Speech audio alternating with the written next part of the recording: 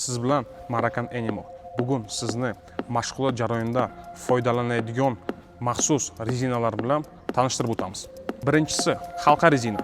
Asosiy foydalanadigan maqsad maxsus mushaklarni rivojlantirishga yordam beradi.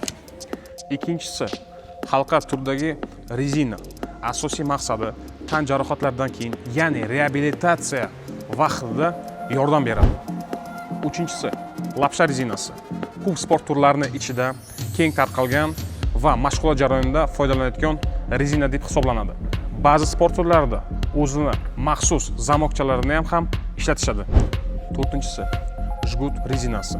O'zini yumshoqligi bilan mashhur. Asosan yosh bolalar uchun qulay. Beshinchisi jgut rezinasining bir turi. Katta sportchilar foydalanishadi. Asosiy maqsadi tortish kuchini rivojlantirish. Har bir rezina bu alohida instrument va o'z vazifasiga ega. Ular bilan mashg'ulot jarayonida to'g'ri foydalanishni o'rganmoqchimisiz? Izohda Timur Krasavchik deb yozib qo'ysangiz, razbor so'zni yozib ketingizlar.